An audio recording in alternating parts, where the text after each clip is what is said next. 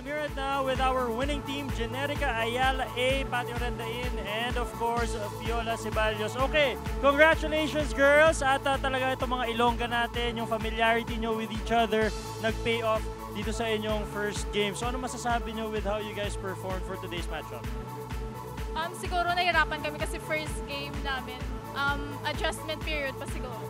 Pero mukhang nag-pay off din naman yung 1 month ninyo na pagpa-practice. Opo, kasi parang di kami... Parang alam nyo na yung galaw ninyo sa loob ng court, di ba? At ikaw naman, Viola, tomorrow you guys will be going up... sorry, baliktad. Tomorrow you guys will be going up against F2B. So, anong plano nyo for tomorrow's game at paano nyo gagamitin yung confidence na nakuha nyo from today's matchup to tomorrow?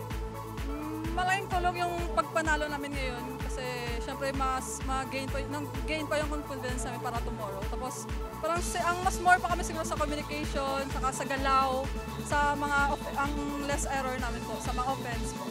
Ayan, at ngayon, sino ba mga gusto ninyong batian? Of course, lahat ng mga sumusuporta sa inyo at mga family and friends.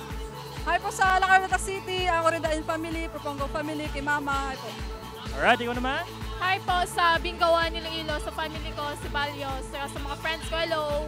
Alright, there you go guys. Thank you very much. Ako po si Chino Louis Pio at punta tayo sa ating panel, Noel and Chicky.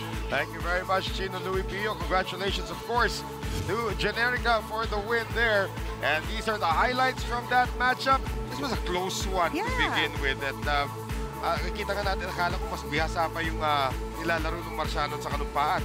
They were using their length for a time, as you can see as evidence from that one. Let's take a look at that last play. And this is when the wind started to pick up already. And the wind somehow brought that ball down. That's right.